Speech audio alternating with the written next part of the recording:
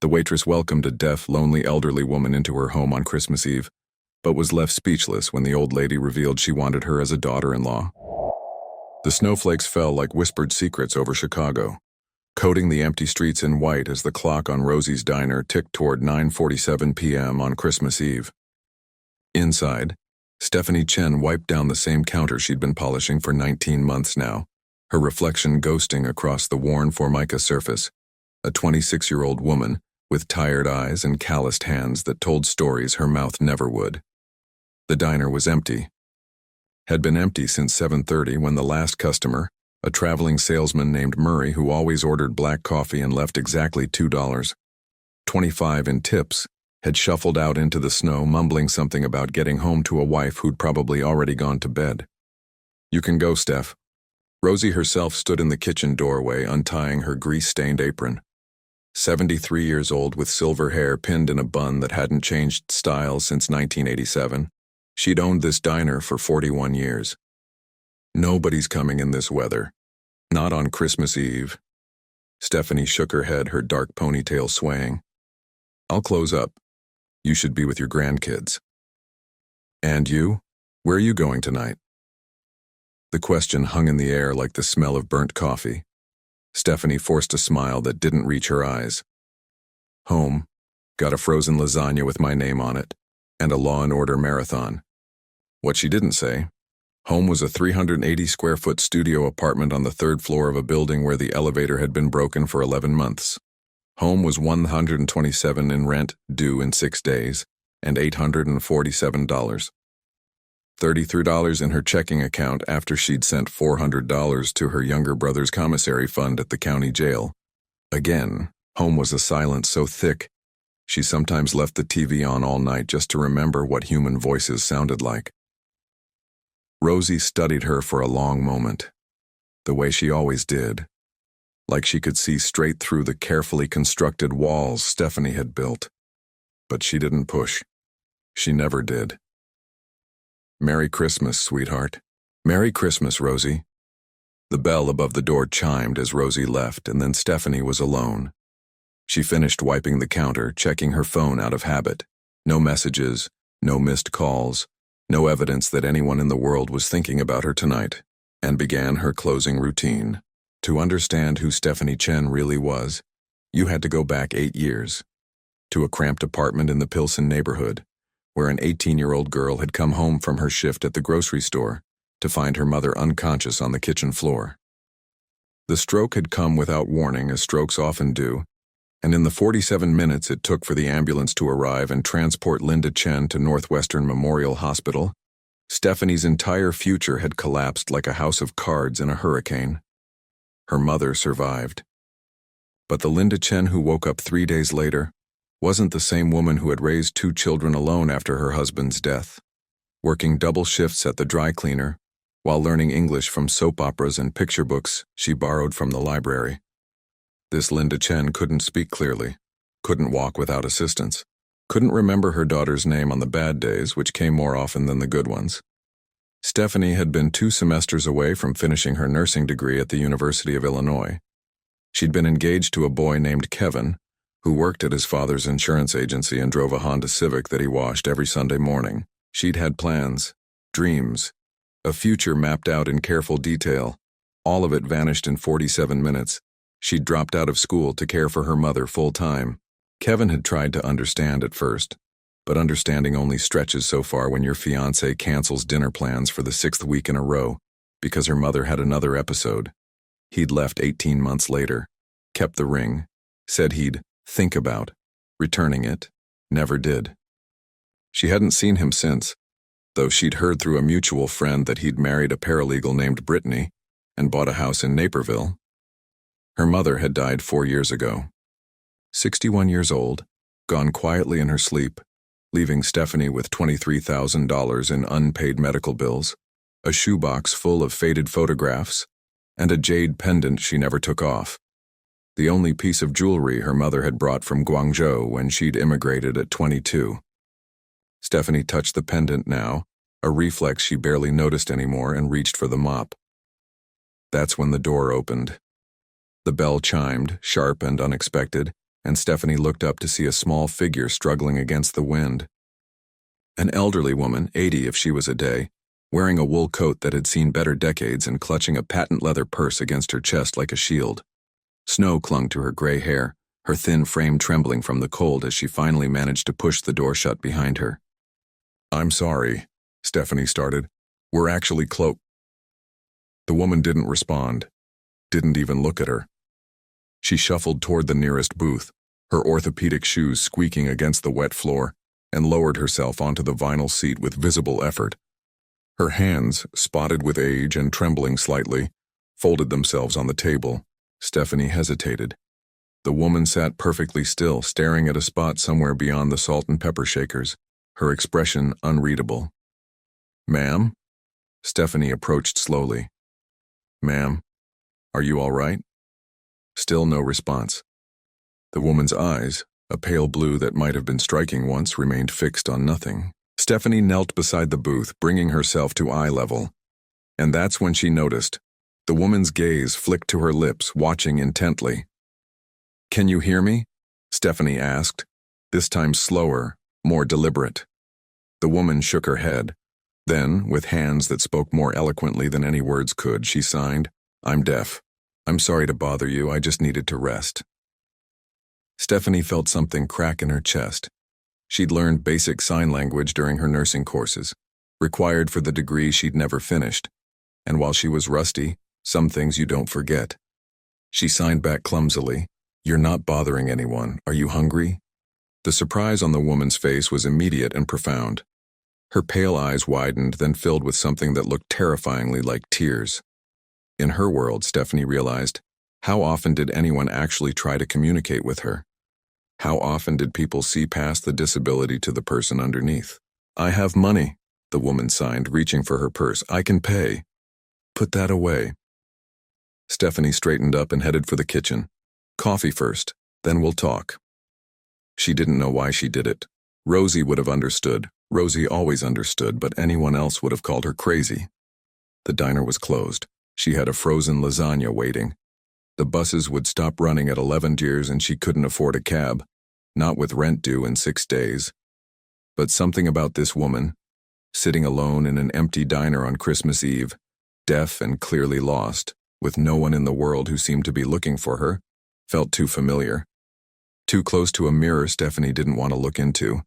She made the coffee strong and fresh the way her mother used to like it, and added a slice of apple pie that had been sitting in the case since that morning. She carried it all on a tray, set it down across from the woman, and slid into the opposite side of the booth. "I'm Stephanie," she signed. "What's your name?" The woman's hands moved gracefully, more practiced than Stephanie's halting attempts. "Eleanor. Eleanor Ashford." "Are you alone tonight, Eleanor?" A pause. The woman's fingers trembled as she reached for her coffee cup, took a sip, set it down with precision. "I'm always alone," she signed finally. "But tonight it hurts more." Stephanie nodded slowly. Outside, the snow continued to fall, muffling the city in white silence. The clock showed 10:23 p.m. now. The last bus was in 37 minutes. She made a decision. "Come home with me," she signed, the words feeling strange even as her hands formed them. "No one should be alone on Christmas." Eleanor stared at her. In 53 years of deafness, she'd lost her hearing to a fever at 27, back when her son was just 4 years old and her husband was still alive. She had learned to read faces the way others read books. And this young woman's face, tired and careworn but somehow still kind, told a story Eleanor recognized. This was someone who knew loneliness. Really knew it.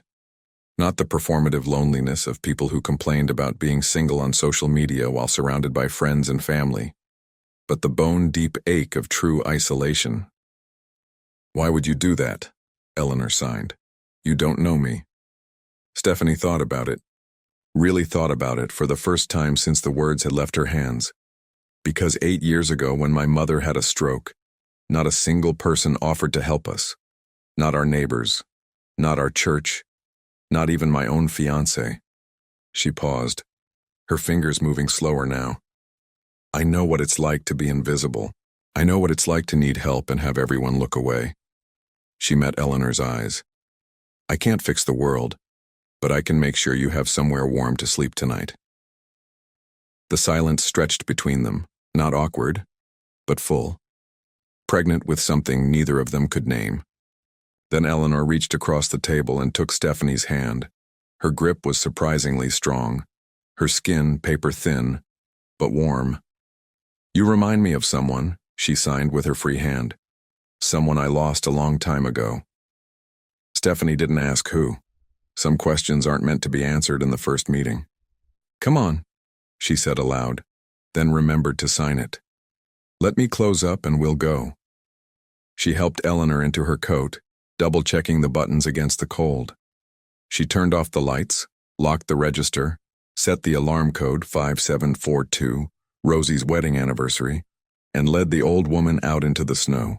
The bus came at 10:58, 2 minutes early for once in its life.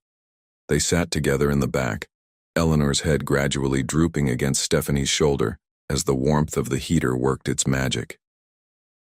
By the time they reached Stephanie's stop on Ashland Avenue, the old woman was half asleep.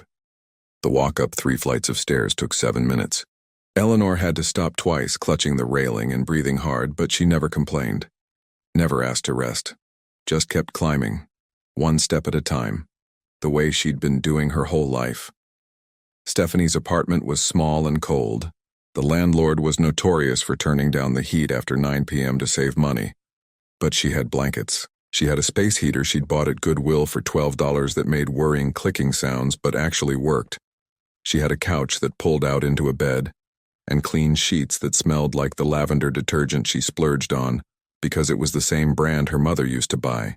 She set Eleanor up with everything she had, 3 blankets, 2 pillows, a glass of water on the coffee table, and the remote control with a notepad beside it in case she needed anything. Thank you, Eleanor signed, her movements slow with exhaustion. I don't know why you're doing this, but thank you. Merry Christmas, Stephanie signed back. She went to her own bed, a full-size mattress on a metal frame she'd found on the curb 2 years ago, and lay awake for a long time, listening to the wind howl against the windows and wondering what had possessed her to bring a complete stranger into her home. But somewhere around 2 a.m., as sleep finally began to pull her under, a strange peace settled over her. For the first time in 4 years, she wasn't spending Christmas alone. And maybe, just maybe, that was worth the risk. She woke at 6:47 a.m. to the smell of something burning. Stephanie shot out of bed, her heart hammering, already reaching for the fire extinguisher she kept under the sink. But when she burst into the kitchen, she found Eleanor standing at the stove, looking sheepish and slightly singed, with a pan of what might have once been eggs smoking between them. I wanted to make you breakfast, Eleanor signed, her movements quick and apologetic, but your stove is different. Stephanie laughed, actually laughed, a sound so foreign to her own ears that it startled her. She crossed to the stove, turned off the burner, and opened the window to let out the smoke. How about I cook and you supervise? She signed. Eleanor's face softened into something like relief. I'd like that. They worked together in the small kitchen, moving around each other with surprising ease. Stephanie made scrambled eggs properly this time and toast, and Eleanor set the table with the mismatched plates Stephanie had collected from various thrift stores over the years. They ate in companionable silence, the kind that doesn't need to be filled with words or signs. Afterward, over coffee that Stephanie had made strong because that seemed to be how Eleanor liked it, the conversation shifted. You live here alone, Eleanor signed. It wasn't a question. Stephanie nodded. For 4 years now, since my mother died. No husband? Boyfriend? No. There was someone once, but she paused, searching for the right signs. He couldn't handle my life, so he left. Eleanor nodded slowly, understanding without judgment. I was married for 34 years. My husband died when he was 62, heart attack, gone in the time it took me to call for help. Her hands moved steadily, practiced in telling this story. That was 12 years ago. I'm sorry. Don't be. He was a good man, gave me a good life, gave me my son. Stephanie's hands paused over her coffee cup. Your son? Where is he? Eleanor's expression changed. Something closed behind her eyes, like curtains being drawn. Daniel lives in the city, in a penthouse on Lakeshore Drive. He has everything. Money, success, a company worth more than I can count. Her signs grew slower, heavier. But he doesn't have peace, and I don't know how to give it to him anymore. What happened to him? Eleanor was quiet for a long moment. Then, he lost his daughter. 3 years ago. She was only 3 years old. Emma. Her fingers lingered on the name, shaping it like something precious. She was everything to him. And when she died, she didn't finish, didn't need to. Stephanie understood loss, understood how it could hollow you out, leave you walking through life like a ghost in your own body. But losing a child, that was a different kind of grief. A grief that rewrote your DNA, that changed the fundamental nature of who you were. The mother? She signed hesitantly. Victoria. She left Daniel 6 months after Emma passed. Said she couldn't look at him anymore without seeing their daughter's face. Eleanor's jaw tightened. I never liked that woman. But I never wished this on any of them. The morning light had shifted, casting long shadows across the kitchen floor. Somewhere outside, church bells began to ring, 10 a.m. on Christmas morning. Your son doesn't know where you are, does he? Stephanie signed. Eleanor's silence was answer enough. You need to call him, or... She hesitated. Text him, something. He must be worried. Daniel doesn't worry about me. Daniel doesn't worry about anything except his work. The bitterness in Eleanor's gestures was unmistakable. He hired a caretaker, a woman who comes 3 times a week to check on me. She made air quotes with aged fingers. She treats me like I'm furniture, like I'm already dead and just too stubborn to lie down. Stephanie's stomach tightened. She'd seen that kind of care before, clinical, detached, professional, the kind of care that kept bodies alive while letting souls wither. When was the last time you saw him? Your son? Eleanor looked away. Her hand stayed still in her lap. 8 months. She signed finally. He called once, left a message with the caretaker, said he was busy, said he'd visit when he could. 8 months. 8 months since this woman had seen her only child. 8 months of silence, of isolation, of being treated like an inconvenience by someone paid to pretend they cared. Something fierce and protective rose in Stephanie's chest. The same feeling she'd had when nurses talked down to her mother, when doctors used medical jargon to make her feel stupid, when the insurance company denied coverage for the 3rd time and expected her to just accept it. That's not okay, she signed, her movements sharp with anger. That's not... She stopped, took a breath. It wasn't her place. This woman wasn't her mother. This wasn't her fight. But Eleanor was watching her with those pale blue eyes, and for a moment, just a moment, Stephanie saw hope in them. You're the first person, Eleanor signed slowly, to be angry on my behalf in a very long time. The words hit Stephanie somewhere deep. She reached across the table and took Eleanor's hand again the way she had the night before. Stay today, she signed. Tomorrow we'll figure out what to do. But today is Christmas, and no one should spend Christmas feeling invisible. Eleanor's grip tightened on her fingers, and outside the snow kept falling, blanketing the city in white as 2 lonely women sat in a tiny kitchen and began to build something neither of them expected. Something that felt dangerously like family. And before we continue, I'd love to know where you're watching from. Leave your city in the comments below, and if you're enjoying this story, please like and subscribe for more.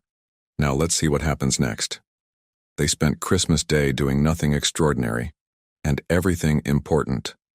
Stephanie found an old deck of cards in a drawer, and they played gin rummy for hours, Eleanor keeping score on a napkin with a pen that kept running out of ink. They watched Home Alone with the subtitles on, Eleanor's shoulders shaking with silent laughter at parts that Stephanie had seen so many times she'd forgotten were funny. They ate frozen lasagna that Stephanie had been saving for herself, and Eleanor declared it the best meal she'd had in months. At 4:47 p.m., Eleanor's phone buzzed in her purse. She ignored it. At 5:23 p.m., it buzzed again. Then again at 5:31, and 5:42, and 5:58. Someone's looking for you, Stephanie signed during a commercial break. Eleanor's expression hardened. Someone's feeling guilty. There's a difference. It might be important. It's always important. The company's always important. The meetings, the deals, the numbers on spreadsheets, all important. Her hands moved sharply, cutting through the air. But sitting with his mother for an hour, that can wait. That can always wait. Stephanie didn't push. She understood resentment, understood how it could calcify over years of small rejections into something hard and brittle. But she also understood something else, something Eleanor might be too hurt to see. You said he lost his daughter, she signed carefully. 3 years ago. Eleanor nodded, her jaw tight. Grief makes people do terrible things, makes them push away the people they love most. Stephanie touched the jade pendant at her throat. After my mother died, I didn't talk to anyone for 6 weeks. Didn't answer calls. Didn't leave my apartment except for work. I was so angry at the world for taking her that I forgot the world included people who actually cared about me. Did anyone wait? For you to come back? Stephanie's hands stilled. No, she signed finally. Everyone gave up. Eventually, I stopped being angry at them for leaving and started being angry at myself for driving them away. The movie played on, forgotten. Outside, the early winter darkness had settled over the city, the streetlights casting orange pools on the snow. I don't know how to reach him anymore, Eleanor signed at last. I used to know my son. I knew what made him laugh, what made him cry, what he dreamed about when he was a little boy holding my hand and asking why the sky was blue. Her eyes glistened. But the man he's become, the man who lives in that penthouse and runs that company and hasn't visited in 8 months, I don't know him at all. Maybe he doesn't know himself either. Eleanor looked at her sharply. What do you mean? When my mom got sick, I lost myself for a while. I wasn't Stephanie anymore. I was just the caretaker, the person who paid the bills and scheduled the appointments and made sure she took her pills. I forgot I'd ever wanted to be anything else. Stephanie leaned forward. Maybe your son isn't ignoring you because he doesn't care. Maybe he's ignoring everything because caring hurts too much. They sat with that for a long moment. Then Eleanor picked up her phone. The text messages were all from the same number, Daniel Ashford, the contact said, followed by a small red heart emoji that Eleanor must have added herself probably years ago. Stephanie watched as the old woman scrolled through them, her expression unreadable. He's been calling the caretaker, Eleanor signed, setting the phone down. She told him I wasn't home when she came yesterday. He's been looking for me since this morning. A cold knot formed in Stephanie's stomach. You need to tell him you're safe. He'll send a car. He'll have me picked up like a lost package and delivered back to my apartment. And then he'll go back to his meetings and his spreadsheets and his empty penthouse, and I'll go back to being furniture. Eleanor. I know.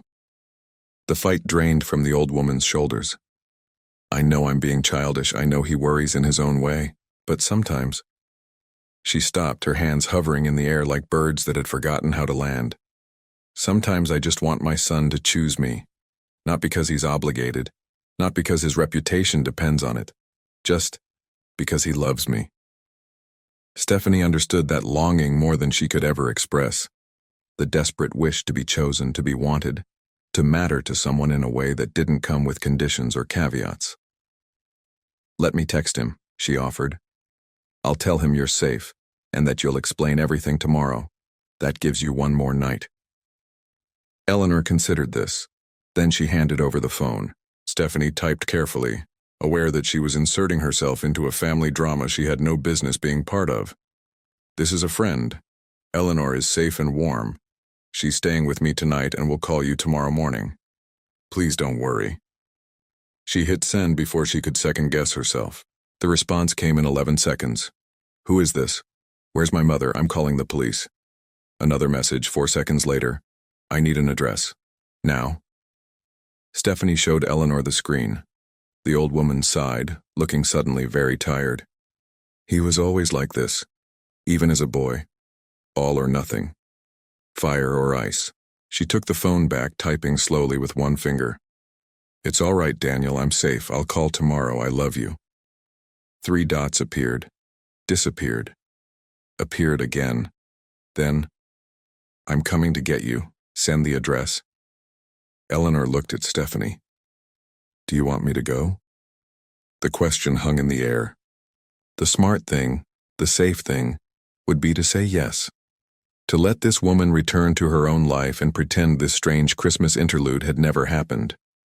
To go back to frozen lasagnas and law and order marathons and the comfortable numbness that had become Stephanie's existence. But something in Eleanor's eyes, that fragile hope, that desperate need not to be invisible anymore, cracked through all of Stephanie's carefully constructed walls. "No," she signed. "He can come here. And he can explain himself." Eleanor's face shifted through several emotions too quickly to read. Then she typed the address into her phone and hit send. "He'll be here in 20 minutes, she signed. "He lives on the other side of the city, but Daniel has always driven too fast." Stephanie looked around her apartment with new eyes. The water stain on the ceiling, the cracks in the plaster, the furniture that didn't match because it had all come from different thrift stores and sidewalk sales. She was suddenly painfully aware of how this must look, how she must look, to a man who lived in a penthouse on Lakeshore Drive.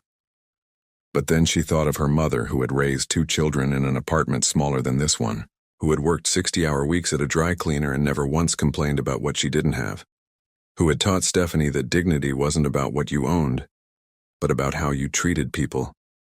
She squared her shoulders. Let him come. Exactly 17 minutes later, there was a knock on the door. Stephanie opened it to find Daniel Ashford standing in her hallway, and for a moment all the words she'd prepared evaporated from her mind. He was taller than she'd expected, 6'2" at least, with dark hair cut short and eyes the same pale blue as his mother's, though on him they looked colder, harder. He wore a charcoal overcoat that probably cost more than her monthly salary, and his face was arranged into an expression of controlled fury that didn't quite mask the fear underneath. "Where is she?" His voice was rough, as if he hadn't slept. "Where's my mother?" "Inside, safe, warm." Stephanie stepped aside, gesturing for him to enter. "She's been here since last night." Daniel pushed past her, his eyes scanning the small apartment until they landed on Eleanor, who had risen from the couch and was watching her son with an expression Stephanie couldn't decipher. "Mom." He crossed to her in 3 long strides, his hands hovering as if he wanted to touch her but didn't know if he was allowed. "What the hell were you thinking? I've had people looking for you all day. The police thought—" He stopped, his throat working. "I thought something had happened to you." Eleanor's hands moved, but Daniel shook his head. "I know you don't have your hearing aids, just—" He pulled out his phone, typed something, and showed her the screen. Eleanor read it, then looked up at him with tears streaming silently down her cheeks. "And Daniel Ashford, CEO of Ashford Industries worth $237 million on paper, who hadn't hugged anyone in 3 years except when business protocol required it, wrapped his arms around his mother and held on like he was drowning." Stephanie turned away, feeling like an intruder in her own home. She busied herself in the kitchen, filling the kettle, arranging cups she didn't need, anything to give them a moment of privacy. But she could still see them in the reflection of the darkened window above the sink. Could see Daniel's shoulders shaking.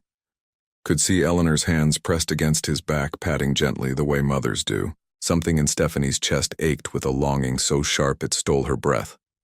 When she finally turned around, Daniel was standing in the kitchen doorway.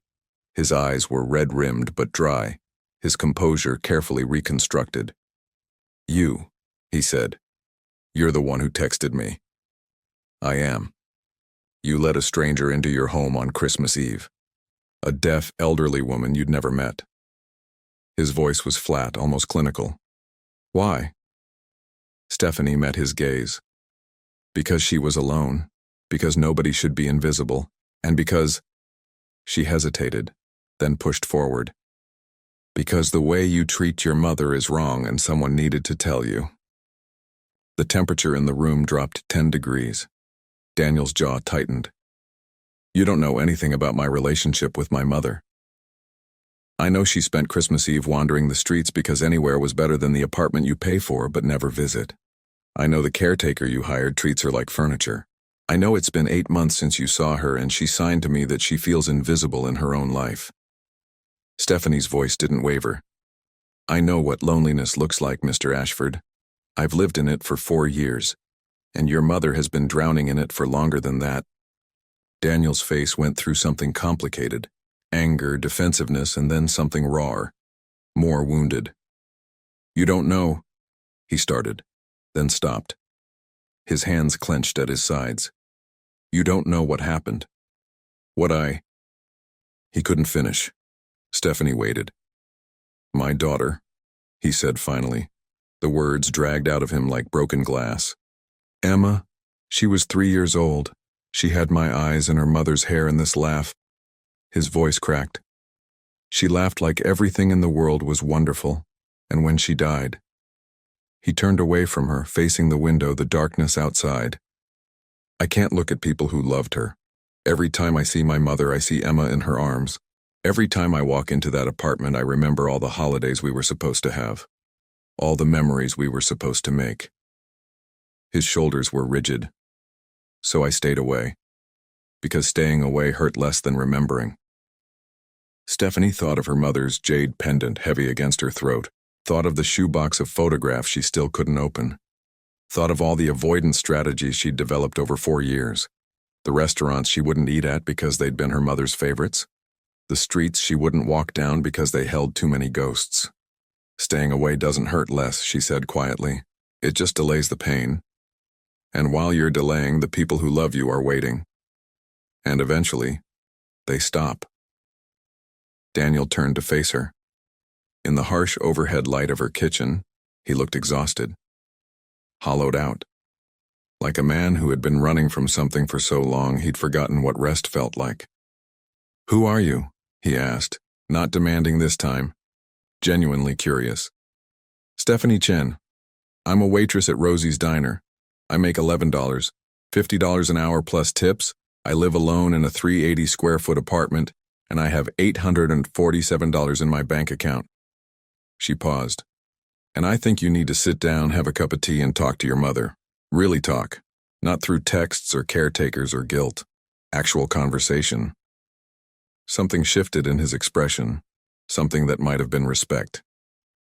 You're not intimidated by me at all, are you? Should I be? Most people are. Stephanie thought about all the things that had frightened her over the years. Losing her mother. Being alone. Running out of money. Becoming invisible. A rich man in an expensive coat didn't even make the list. I've faced scarier things than a CEO with a guilt complex, she said. Now sit down, I'll make tea. They sat in Stephanie's small living room until nearly midnight. Daniel, Eleanor, and the stranger who had somehow become the bridge between them. The tea grew cold in their cups, forgotten, as words flowed that should have been spoken months ago, years ago. Daniel had pulled a chair close to his mother so she could read his lips, and when that grew too difficult, he'd found a notepad and pen in Stephanie's kitchen drawer and written to her instead. Pages and pages of cramped handwriting, apologies and explanations and memories that made Eleanor cry and smile in equal measure. Stephanie tried to excuse herself several times, feeling like an interloper, but Eleanor kept reaching for her hand, pulling her back down onto the couch, as if she was afraid that without this witness, the moment might evaporate. At 11:47 p.m., Daniel set down the pen. His hand was cramping and his eyes were raw. I should take you home, he wrote to his mother. You need to rest. Eleanor shook her head. She took the pen from him. I want to stay here tonight. With Stephanie. We'll talk more tomorrow, I promise. But tonight, I want to stay. Daniel looked across the room at Stephanie, really looked at her for the first time since his anger had faded. She was curled in the corner of her worn couch, wearing an oversized sweater that had seen better days, her dark hair escaping from its ponytail. She wasn't beautiful in the polished, artificial way Victoria had been. But there was something about her face, an openness, a lack of pretense, that made him feel unexpectedly exposed. Is that all right with you? He asked her directly. Of course, she's welcome as long as she wants. I could get you a hotel, both of you, somewhere nicer. Stephanie's expression shifted, and he realized too late how the words had sounded. I meant... He ran a hand through his hair, a gesture that made him look younger somehow, less like a CEO and more like someone who had been awake for too many hours. I didn't mean to imply this place is fine. It's small, old, clearly not up to Lakeshore Drive standards. Stephanie's voice was matter-of-fact rather than bitter. I know what my apartment is, Mr. Ashford. I've been living in it for 4 years. Daniel? The word came out before he could stop it. My name is Daniel, and I wasn't. I didn't mean to offend you. You didn't. She unfolded herself from the couch and began collecting the cold teacups. I stopped being offended by rich people a long time ago. It takes too much energy and I don't have any to spare. He watched her carry the cups to the kitchen, watched the careful economy of her movements. Everything about her was efficient, practical, stripped of excess. Nothing like the world he inhabited, where people accumulated things and status and connections as if they were oxygen. Eleanor tugged on his sleeve. He looked down at what she'd written. She's the first person in 3 years who's talked to you like you're human instead of a bank account. Pay attention. Daniel felt his face heat. His mother had always been too perceptive for comfort. I should go, he said, rising. But I'll come back tomorrow, early, and we'll figure things out. The caretaker situation, the apartment, all of it, I promise. Eleanor reached up and took his face in her hands, something she hadn't done since he was a boy, and studied him with those pale eyes that saw too much. Don't come for me, she signed, the movement slow and deliberate. Come for you. Come because you want to heal. I'll be here when you're ready. Daniel's throat tightened. He kissed her forehead, a gesture he'd almost forgotten how to make. Tomorrow, he said. He found Stephanie in the kitchen, washing the cups with methodical precision. The overhead light caught the jade pendant at her throat, and he found himself staring at it. Family heirloom? He asked. She touched it reflexively. My mother's. Only thing I have left of her, besides the medical debt and the memories. How long? 4 years. Stroke, then complications. She lingered for a while, but Stephanie shrugged, a gesture that was meant to be casual but wasn't. She's gone now, I'm still here, that's how it works. Daniel thought about the watch he wore on his left wrist, a Patek Philippe that had cost more than most people made in a year, that he'd bought himself the week after Emma's funeral because he couldn't stand to wear the Mickey Mouse watch she'd given him for Father's Day anymore. The Mickey Mouse watch was in a drawer at his penthouse wrapped in tissue paper, because he couldn't bear to look at it but couldn't bear to throw it away. Thank you, he said quietly, for taking care of my mother, for seeing her. I know that sounds strange, but it doesn't sound strange at all.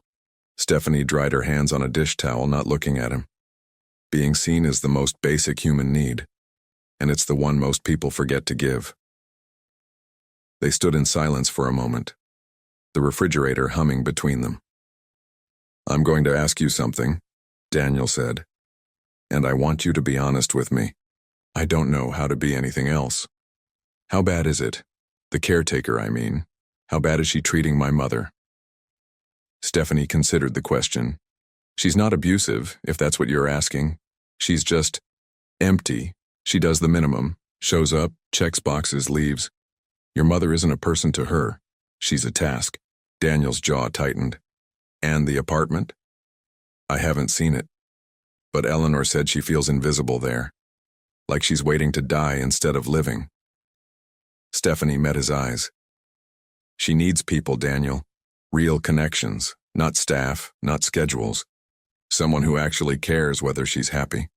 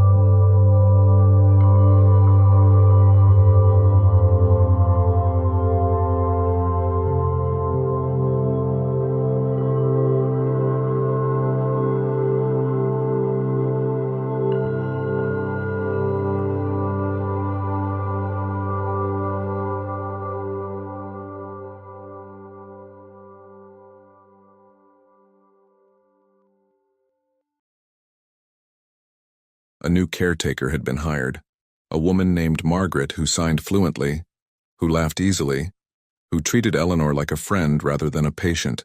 A new apartment had been found, a 2-bedroom in a building with a rooftop garden and a weekly book club for residents. The move was scheduled for January, but on the 6th day, something else happened. Daniel arrived at Stephanie's apartment at 6 p.m., as he'd done every evening that week.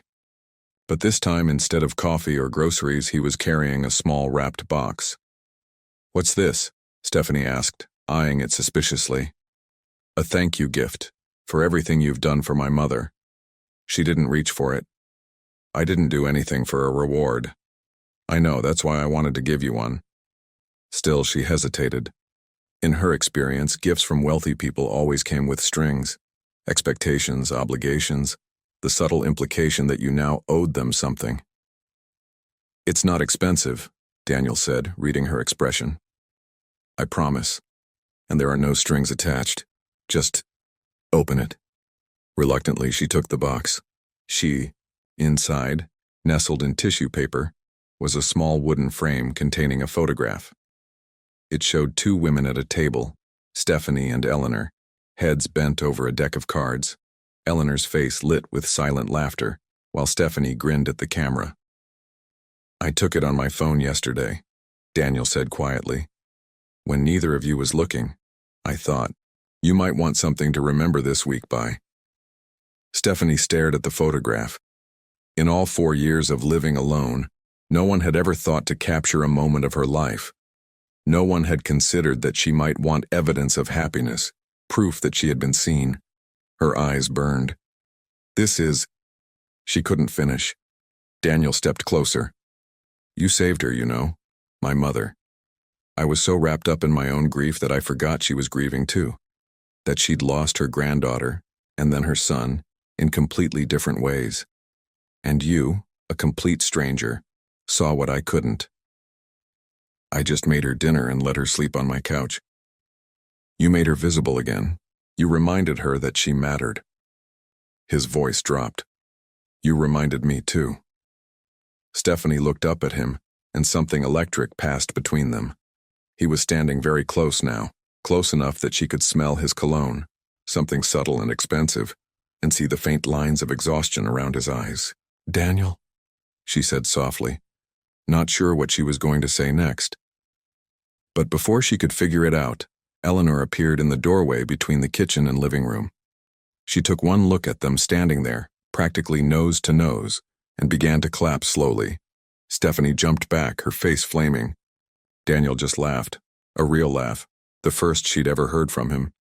It transformed his face, made him look younger, lighter, more like the man he might have been before tragedy stripped him down to bone. "Subtle, Mom," he signed. "Very subtle." Eleanor signed back. "I'm 80 years old, I don't have time for subtle." And just like that, the tension broke.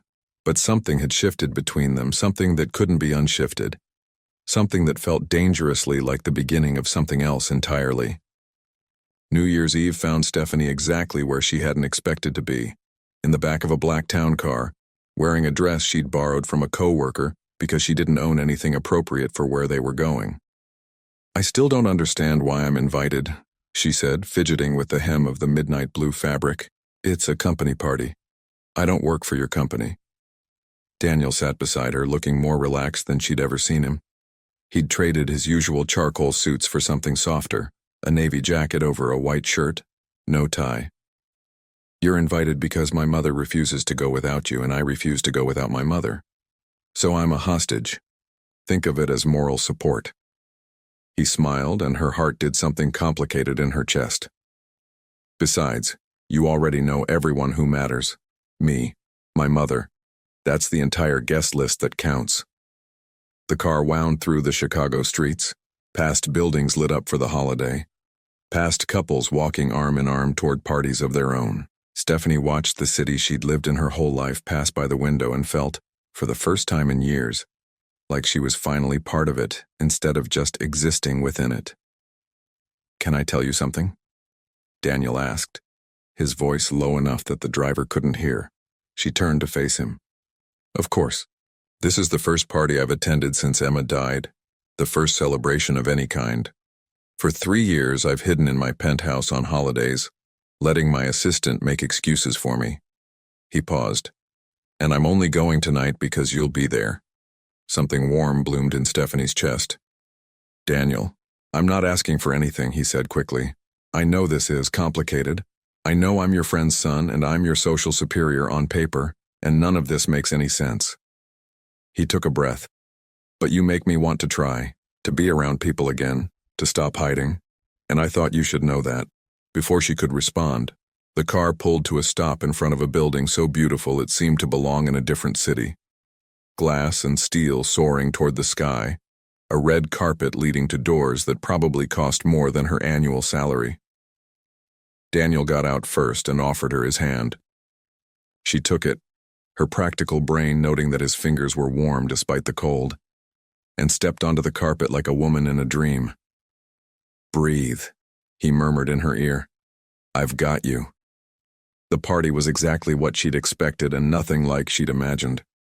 Crystal chandeliers, waitstaff in black tie, a string quartet playing in the corner, 300 people who all seemed to know each other, talking in groups about things Stephanie couldn't begin to understand.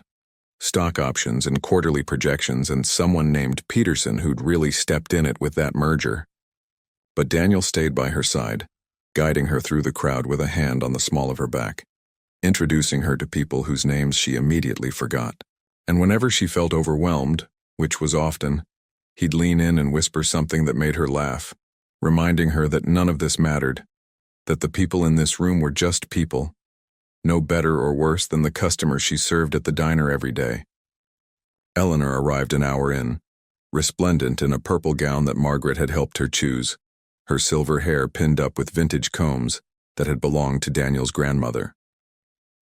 She swept into the party like a queen returning to her court, and Stephanie watched as people who'd ignored her for years suddenly remembered she existed. Funny how that works, Stephanie signed to her during a quiet moment. They see you again now that you're with Daniel. Eleanor smiled. Let them see what they want. I know who actually cares. At 11:30 p.m., Daniel found Stephanie on the balcony, wrapped in a coat he'd borrowed from the coat room specifically for her. The city sprawled below them, glittering with light as music drifted from inside. Running away? He asked, joining her at the railing. Just breathing. It's a lot in there. Too much? She considered the question. Different. I'm not used to being noticed. At the diner, I'm part of the furniture. Customers look through me. Here, people are looking at me and I don't know what they see. Do you want to know what I see? She turned to face him, her heart beating faster than she wanted to admit. I see someone who took in a stranger on Christmas Eve because it was the right thing to do. Someone who looked at my mother, deaf, elderly, invisible, and saw a person worth knowing. Someone who looked at me, broken and bitter and drowning in grief, and saw someone worth saving. His voice was low, intense. I see someone extraordinary, Stephanie, and I hate that you don't see it yourself. She didn't know what to say. No one had ever called her extraordinary. No one had ever looked at her the way Daniel was looking at her now, like she was something rare and precious, like she mattered. You don't know me, she managed. Not really. We've only known each other for a week. I've learned more about you in a week than I learned about my ex-wife in 7 years. He stepped closer. I know you put $12 from every shift into a jar under your bed, saving for a future you're not sure you'll ever reach. I know you still have your mother's recipe book, and you can't bring yourself to cook from it because it hurts too much. I know you send money to your brother every month even though he's in jail for something stupid he did when he was 19, because family doesn't stop being family when it's inconvenient. Stephanie's breath caught. How do you know about my brother? My mother told me. She said you mentioned him once in passing. She thought it was important. He reached out, his fingers brushing a strand of hair from her face. I know you, Stephanie. I've been paying attention. Inside, someone called for quiet. The countdown was starting. 10 seconds until midnight. 9, 8. Daniel, she whispered. 7, 6, 5. I can't be just a charity case to you. I can't be someone you saved because it made you feel better about. 4, 3, 2. You're not a charity case. You're not a project. You're 1. Happy New Year. The crowd erupted. Fireworks exploded over the lake, painting the sky in bursts of gold and silver. And Daniel Ashford, CEO of a company worth $237 million, leaned down and kissed a waitress from Rosie's diner like she was the only person in the world. It wasn't a tentative kiss. It wasn't careful or polite or appropriate for the setting. It was the kind of kiss that rewrote histories, that burned bridges to the past and built new ones toward a future neither of them could see. Stephanie's hands found his lapels, his arms wrapped around her waist, pulling her closer. And for one perfect moment, everything else fell away. The party, the fireworks, the 3 years of grief and 4 years of loneliness, all of it evaporating in the heat between them. When they finally broke apart, both breathing hard, Daniel's forehead rested against hers. "I've wanted to do that since Christmas night," he admitted. "When you stood in your kitchen and told me I had a guilt complex. Most women wouldn't find that romantic. Most women don't tell billionaires the truth to their faces." He laughed, soft and surprised. "You're not like most women. I'm a 26-year-old waitress with $847 in my bank account and a broken elevator in my building. And I'm a 32-year-old CEO who hasn't felt anything real in 3 years." He cupped her face in his hands. "The numbers don't matter, Stephanie. You matter." She wanted to believe him. God, she wanted to believe him so badly it hurt. But somewhere in the back of her mind, a small voice whispered warnings she couldn't ignore. He was grieving. She was lonely. This felt too good, too fast, too much like a fairy tale that couldn't possibly last. "Daniel, don't." He kissed her forehead, her cheeks, the corner of her mouth. "Don't talk yourself out of this. Not tonight." So she didn't. They stayed on the balcony until the fireworks ended, wrapped in borrowed coats and each other, watching the new year dawn over a city that suddenly seemed full of possibilities. And when they finally went back inside, Eleanor took one look at their flushed faces and tangled hands and raised a glass of champagne in silent toast. The weeks that followed were a blur of discovery. Daniel spent more and more time away from his office, delegating to the executives he'd hired specifically so he could step back. He showed up at the diner sometimes, sitting in a corner booth and watching Stephanie work with an expression that made Rosie shake her head and mutter about lovesick fools. "He's got it bad," Rosie told Stephanie one afternoon, while Daniel was in the bathroom. "Haven't seen that look since my Tony proposed in 1979. Stephanie blushed. "We're just figuring things out." "Sweetheart, that man isn't figuring anything out. He already figured it out. He's just waiting for you to catch up." And slowly, carefully, Stephanie did. She learned that Daniel hated cilantro, but would eat it if it came on her plate because he couldn't stand to see food wasted, that he kept a picture of Emma in his wallet, and sometimes he'd pull it out and just look at it, not crying, just remembering, that he still wore the Mickey Mouse watch sometimes late at night when he couldn't sleep, because it made him feel closer to her. He learned that Stephanie could recite the entire menu at Rosie's from memory, including all 23 specials that rotated through the year. That she'd once dreamed of being a nurse before life got in the way. That she still talked to her mother sometimes out loud when she was alone in her apartment because it was the only way she knew how to keep her close. They were broken in complementary ways, and somehow that made them fit. But not everyone was happy about it. It started small. A whisper here, a glance there. The society pages picked up the story first. Ashford billionaire spotted with mystery woman. And suddenly Stephanie's face was everywhere. The internet found out she was a waitress within 24 hours. Within 48, they knew about her mother, her brother, her $23,000 in student loan debt. The comments were vicious. Gold digger. Opportunist. She saw a mark and went for it. Of course the sad rich guy fell for the first sob story he heard. Daniel showed her the worst of it one evening, his jaw tight with anger. "I wanted you to see it before someone else threw it in your face." Stephanie scrolled through the comments, her stomach sinking with each one. She'd known this was coming. had known from the moment she kissed him on that balcony that she was stepping into a world that would never accept her. "They're not wrong, you know," she said quietly. "I am poor. I do have debt. My brother is in jail. None of that makes you unworthy of being loved. Doesn't it?" She set the phone down. "Daniel, look at us. Look at what we are on paper. A billionaire CEO and a waitress. The world sees a story, and the story they see isn't a love story. It's a scam, a con, a desperate woman taking advantage of a grieving man. That's not what you are. How do you know?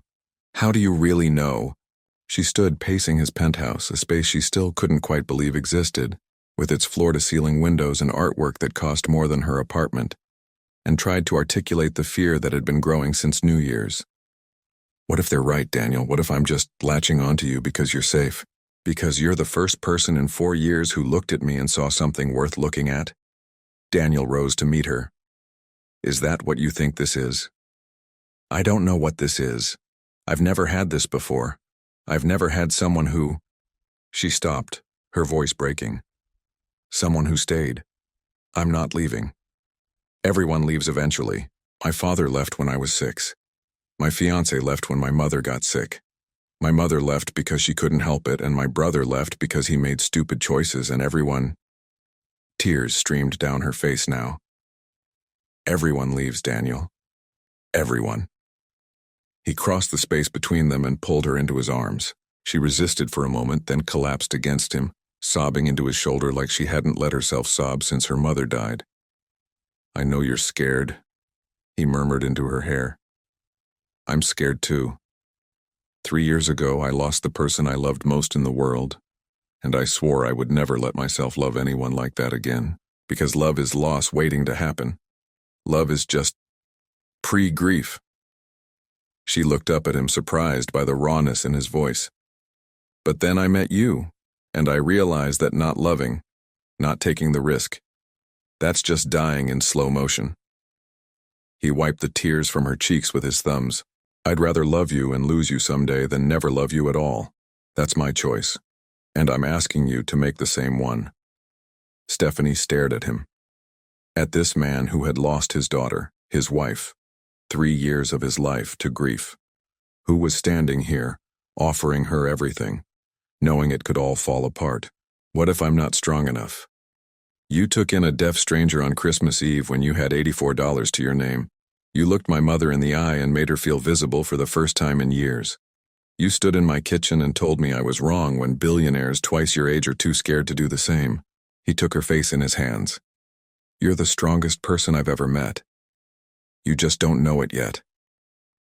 She wanted to argue, wanted to list all the reasons this couldn't work, all the ways the world would try to tear them apart, all the doubts that whispered in the dark.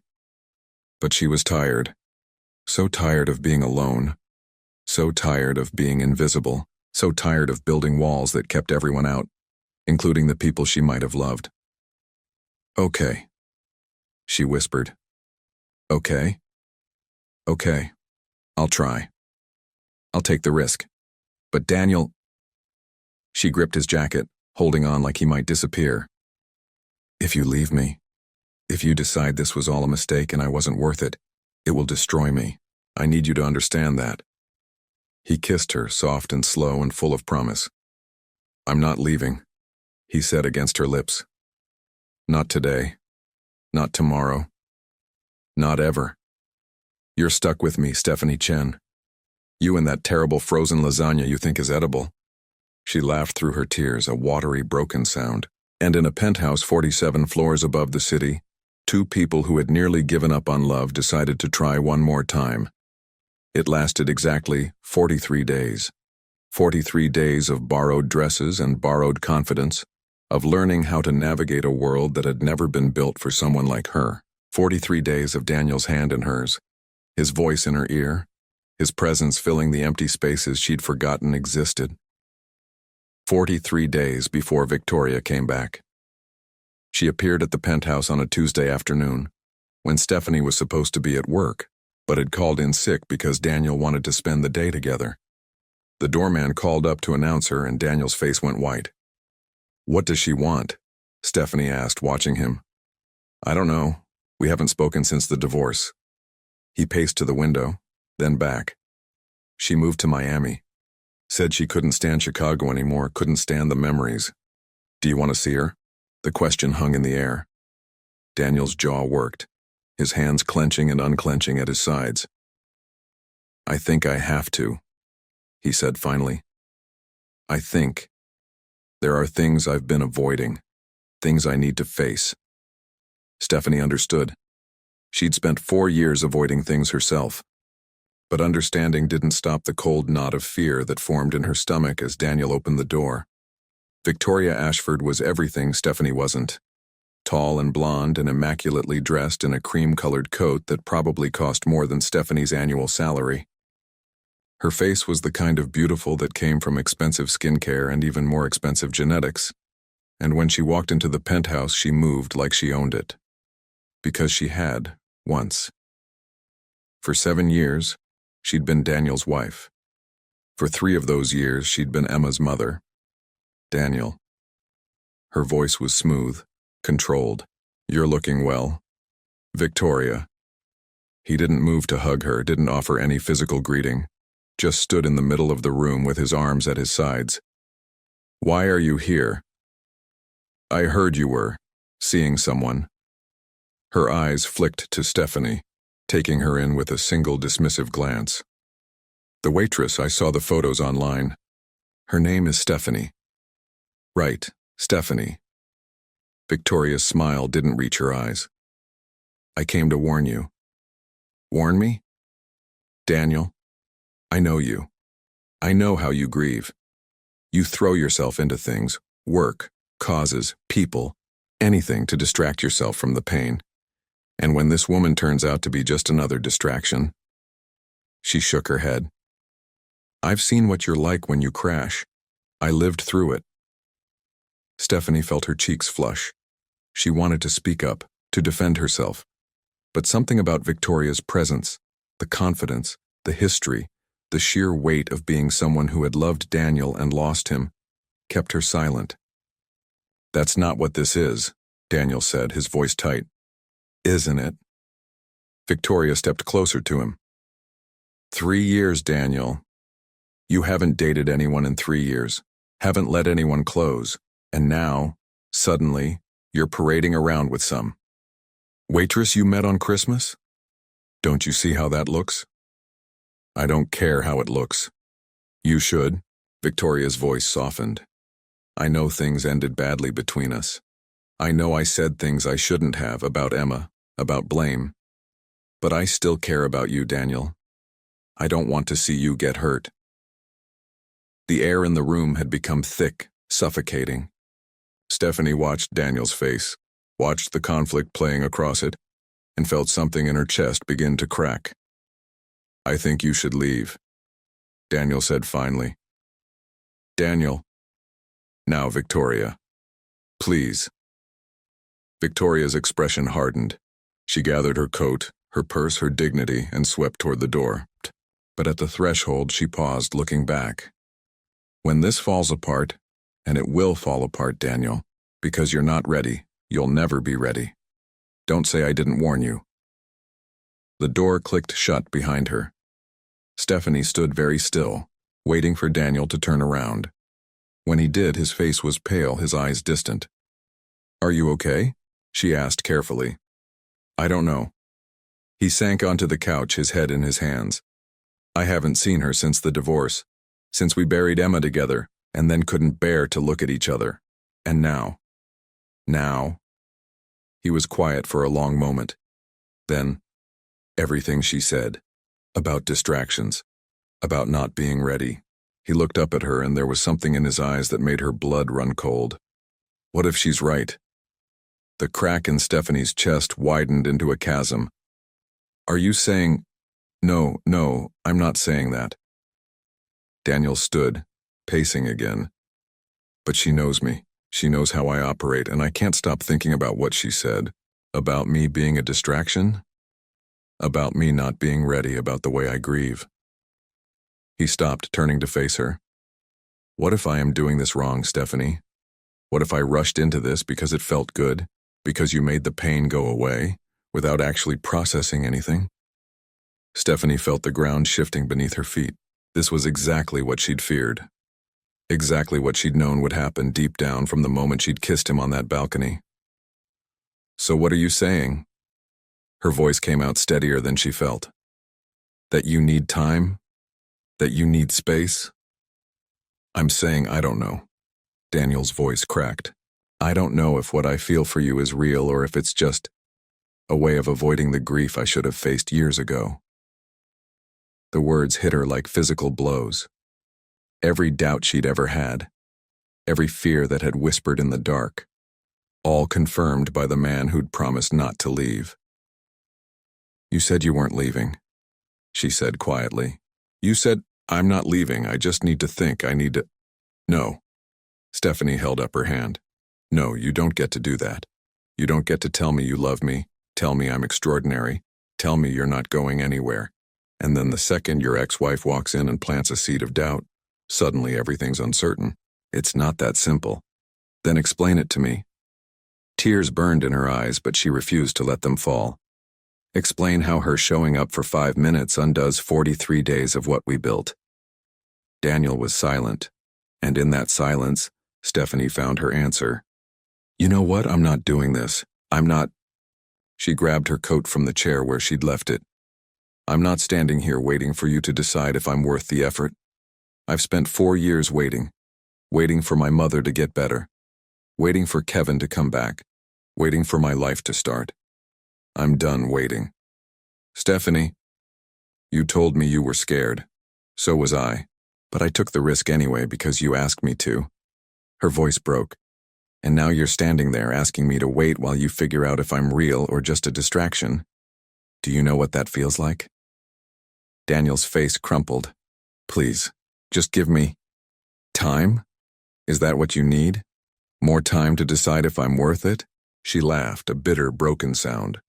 I've given everyone in my life more time, more chances, more understanding, and they all left anyway.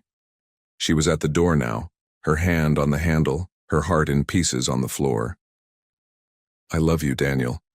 That part wasn't a distraction, that part was real. She looked back at him one last time. But I can't be your maybe. I can't be the thing you need to figure out. Either I'm it for you or I'm not. And until you can give me a straight answer. She left the sentence unfinished. And then she left. The elevator ride down took 47 seconds. Stephanie counted each one, her eyes fixed on the glowing floor numbers, her jaw clenched so tight it ached. She didn't cry. Couldn't cry. If she started, she wasn't sure she'd ever stop. Outside, the February wind cut through her coat like a knife. She didn't have money for a cab. She'd left her purse upstairs, she realized, in her haste to get out. So she walked. 23 blocks in the cold, her thin dress shoes soaking through with slush, her fingers going numb even inside her pockets. By the time she reached her apartment, her feet were blocks of ice and her face was wet with tears she didn't remember shedding. She climbed the 3 flights of stairs slowly, mechanically, the way she'd done 1,000 times before. Her apartment was exactly as she'd left it. The same water stain on the ceiling, the same cracks in the plaster, the same pathetic little life she'd been living before Daniel Ashford walked into it and made her believe in something more. She sat on her couch, the same couch where Eleanor had slept that first night, where everything had started, and let the silence swallow her. 43 days. That's all it had been. 43 days of hope, of possibility, of feeling like she mattered. And now it was over. Her phone buzzed. Daniel's name on the screen. She stared at it without answering. Then it buzzed again. And again. A dozen calls, 24 texts, all saying variations of the same thing. I'm sorry. Please come back, I made a mistake. But Stephanie had heard those words before. From Kevin when he'd wanted one more chance before leaving for good. From her brother, every time he asked for bail money. From everyone who had ever made her a promise and then broken it. Words meant nothing. Actions meant everything. And Daniel's actions had told her all she needed to know. She turned off her phone, pulled a blanket around her shoulders and stared at the dark window until exhaustion finally pulled her under. She dreamed of her mother, of sitting in a hospital room, holding a hand that grew colder by the hour, promising that everything would be okay. Her mother had smiled in that dream, her face peaceful, her eyes knowing. "Some people are worth waiting for, sweetheart," she said in the voice Stephanie still heard in her quietest moments. "And some people just need to learn they're worth waiting for, too." Stephanie woke at 3:47 a.m. gasping, reaching for someone who wasn't there. The next few days passed in a blur. She went back to work at the diner, forced smiles and refilled coffee cups and pretended her heart wasn't shattered into a million pieces. Rosie watched her with worried eyes but didn't push. The regular customers came and went, leaving tips that varied from generous to insulting, just like always. It was as if the past 6 weeks had never happened. As if Daniel Ashford had been a dream she'd invented to keep the loneliness at bay. Except for Eleanor. Eleanor, who showed up at the diner on the third day, her face creased with concern, her hands moving before Stephanie could look away. "Tell me what happened," she signed. "I can't. He won't tell me either. He's been locked in his penthouse for 3 days, won't see anyone, won't eat." Eleanor's pale eyes searched Stephanie's face. "What did he do?" Stephanie's throat tightened. "He told me he didn't know if I was real, if what we had was real. His ex-wife came back and suddenly everything we built was questionable." Eleanor's expression hardened. Victoria. That woman always knew exactly how to hurt him. She didn't say anything wrong. She just asked questions he should have been asking himself all along. Stephanie forced her voice to stay level. "Questions I should have been asking too." "What questions?"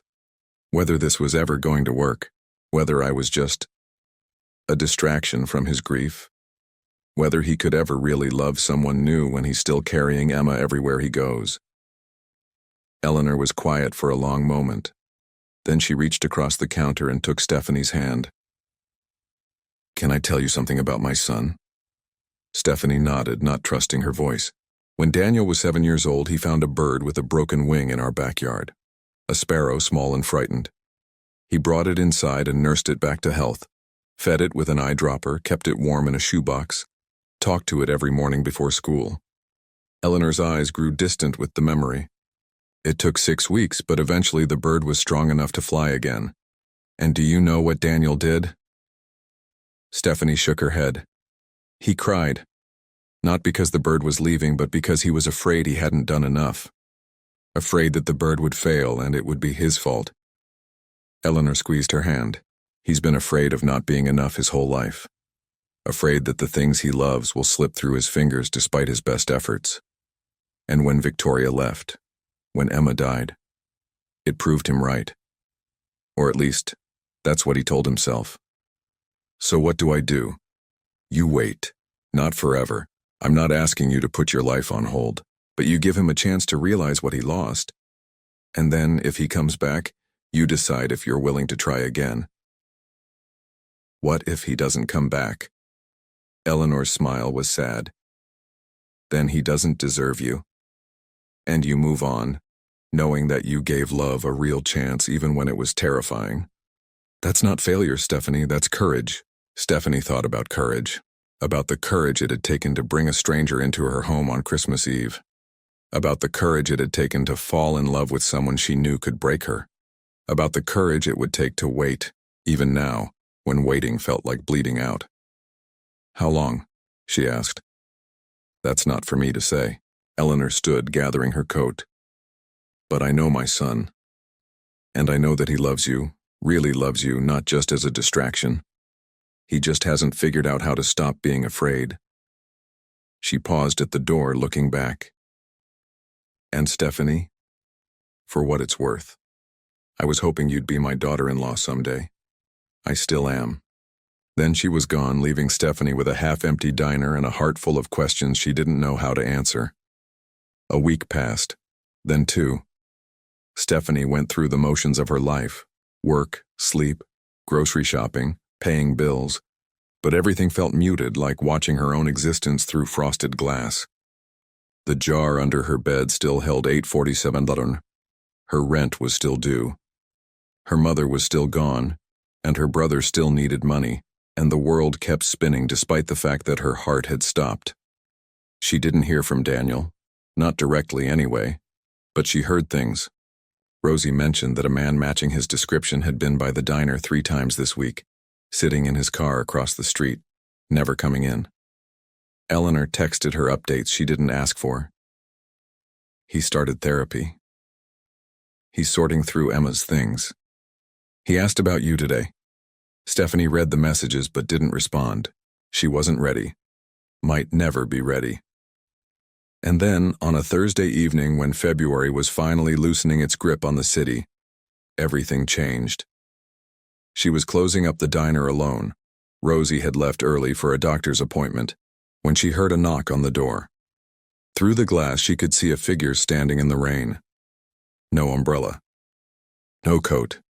Just a man getting soaked while he waited for her to decide whether to let him in. Daniel. Her heart lurched. Her hands trembled as she turned the lock, pulled open the door. "What are you doing here?" she asked, her voice barely above a whisper. He was drenched, water running down his face, plastering his hair to his forehead. He looked like he hadn't slept in days, like he'd been through a war and lost. "I'm not here to ask for anything," he said, his voice hoarse. "I'm not here to make promises or grand gestures. I'm just here to tell you something, and then I'll go." Stephanie said nothing, just stepped aside, letting him into the diner. He dripped on the floor she'd just mopped, but she didn't care. She was too busy watching his face, searching for some sign of what was coming. 3 years ago, he began, the words coming slowly, carefully, like he'd rehearsed them 100 times. "I lost my daughter, and I convinced myself that I would never survive it, that the grief would swallow me whole and I'd just stop existing. But I didn't. I kept going. I built walls, threw myself into work, pushed everyone away, including my own mother. And I called it surviving." He stepped closer, his eyes never leaving hers. But it wasn't surviving. It was hiding. It was choosing to live half a life because a full life hurt too much. He swallowed hard. "And then you came along. You, with your frozen lasagnas and your tiny apartment and your refusal to be impressed by anything I had. You looked at me and saw someone who needed to be saved. And instead of running away from that, you ran toward it." Stephanie's eyes burned, but she refused to blink. "When Victoria showed up, she said exactly the thing I'd been afraid of all along, that you were just a distraction, that I was using you to avoid my grief. And I let that fear in. I let it grow. And I lost you because of it. Daniel, let me finish."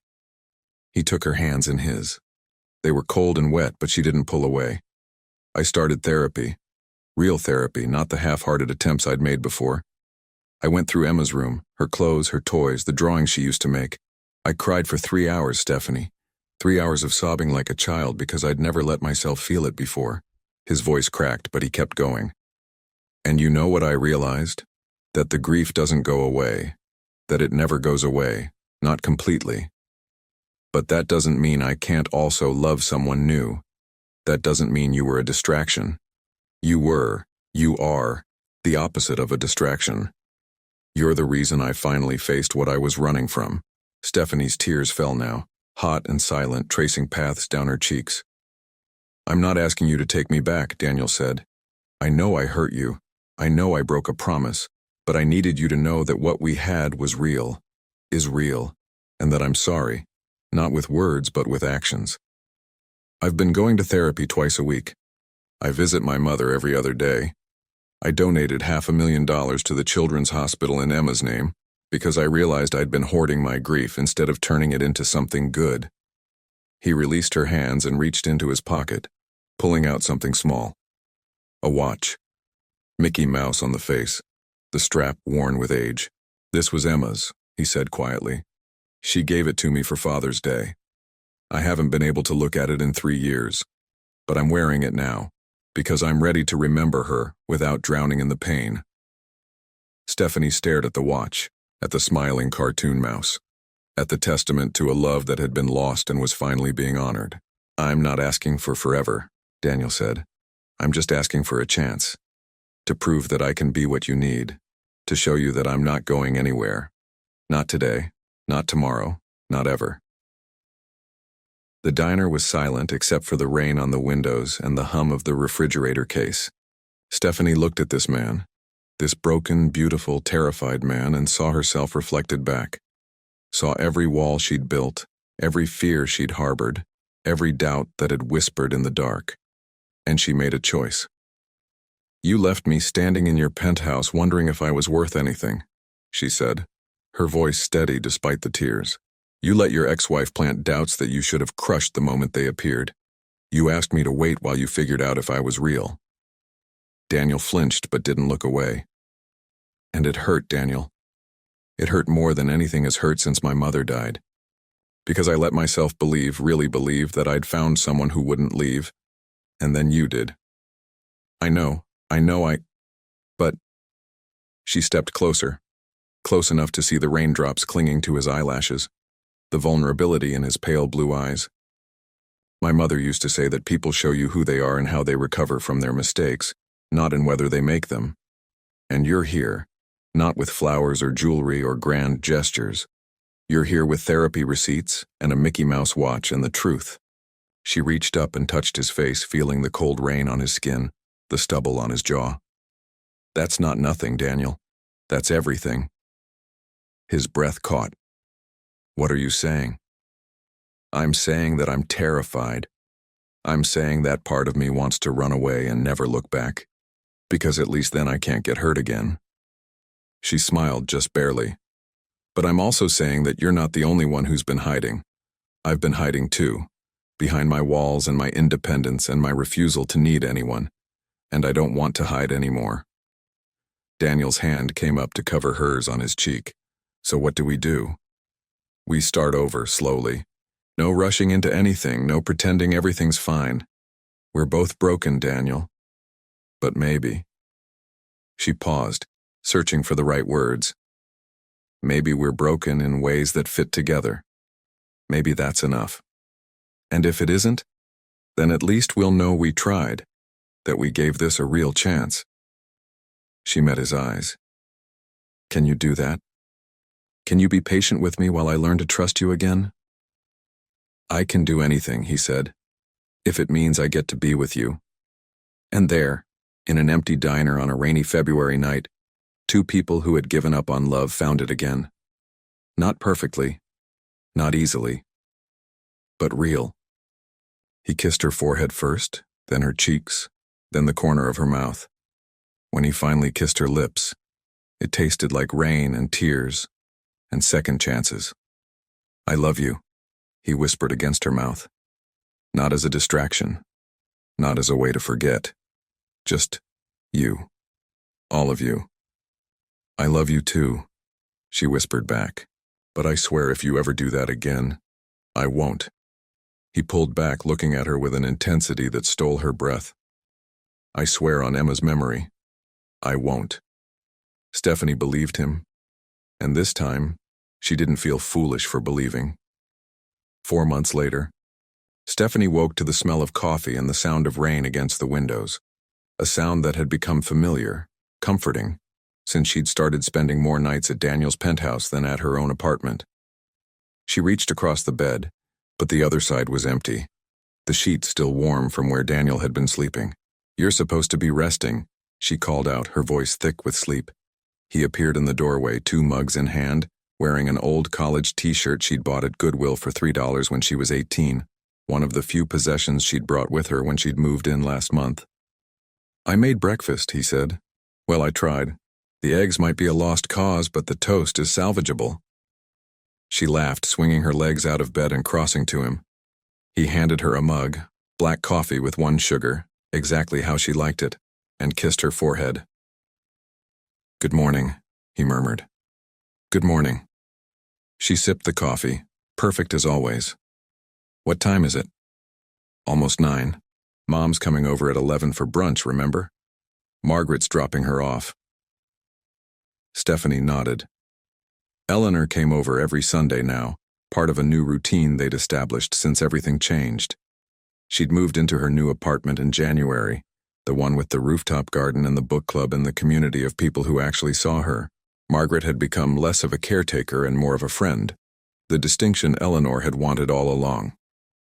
"I was thinking," Daniel said, leading her to the kitchen, where a plate of slightly burned toast and a bowl of scrambled eggs that looked more scrambled than intended sat waiting. "Maybe we could go somewhere next month for your birthday. Somewhere like where?" "I don't know. Paris, Rome, anywhere you want." He grinned, a little sheepish. "I've been saving up my vacation days. Turns out when you actually delegate, your company doesn't fall apart without you." Stephanie shook her head, smiling. "I'm not really a Paris kind of person." "Then somewhere else. A cabin in the mountains. A beach house in California. Literally anywhere, Steph. Just tell me what you want." What did she want?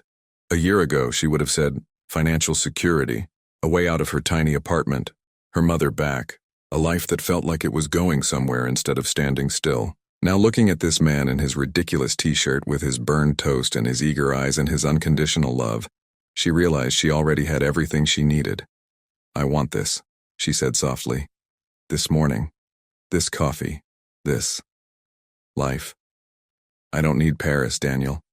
I just need you." He set down his mug and pulled her into his arms, holding her the way he'd learned to hold her. Not too tight, not too careful, just right. "You have me," he said into her hair. "Today, tomorrow, forever. I'm not going anywhere." And for the first time in her life, Stephanie believed that forever wasn't just a word, it was a promise. Later that afternoon, after brunch with Eleanor and Margaret, after the dishes were cleared and the coffee was finished, and the conversation had wound down to comfortable silence, Stephanie found herself standing on the penthouse balcony, looking out at the city she'd lived in her whole life. Daniel came up behind her, wrapping his arms around her waist. "Penny, for your thoughts?" She leaned back against him, watching the sunlight play across the skyscrapers. "I was thinking about Christmas Eve," she said, "about what would have happened if I'd sent your mother away instead of bringing her home." "Don't." He pressed a kiss to her temple. "Don't do that." I'm just grateful that I took the risk, that I let her in." She turned in his arms, looking up at him. "That I let you in." Daniel's eyes, those pale blue eyes that had once seemed so cold and were now the warmest thing she knew, softened with emotion. "You didn't just let me in," he said. "You saved me. You and your stubborn kindness and your refusal to give up on people who've given up on themselves. I was drowning, Stephanie, and you pulled me out. You pulled yourself out. I just handed you a rope." "Same thing." He smiled, that real smile she'd learned to recognize over months of slowly building trust. Same result. They stood there for a long moment, wrapped in each other, watching the city come alive below them. "Your mother asked me something today," Stephanie said eventually. "Oh? What was that?" "She asked if I'd be willing to learn more sign language. Real proficiency, not just the basics I picked up in nursing school." Stephanie paused. "She wants to teach me herself." Daniel's breath caught. "And what did you say?" "I said yes. I said I'd like nothing more than to really communicate with her. Not just the surface stuff, but the deep things. The things she can't express with written notes and lip reading." The look on Daniel's face was indescribable. A mixture of gratitude and love and something that might have been hope. "She loves you," he said. "My mother. She loves you like you're already family." Stephanie touched the jade pendant at her throat, the one she still wore every day, the one that connected her to her own mother even now. "I love her too," she said. "And I love you. And I think." She took a breath, letting the words form slowly. "I think my mother would have loved you if she'd had the chance. She always wanted me to find someone who saw me, really saw me, for who I was." "And do I?" Daniel asked quietly. "See you?" Stephanie thought about the past 4 months, the slow rebuilding of trust, the difficult conversations about grief and fear and loss, the small moments, burned toast and midnight coffee and lazy Sunday mornings, that had become the foundation of something real. "Yes," she said. "You do." He kissed her then, slow and thorough and full of promise. And on a penthouse balcony 47 floors above a city that had once felt so lonely, Two people who had found each other in the most unexpected way, stood wrapped in love, and looked toward a future neither had dared to imagine. Some stories begin with once upon a time. This one began with a waitress, a deaf elderly woman, and a snowy Christmas Eve. But the ending, the real ending, was still being written. And that was exactly how they wanted it.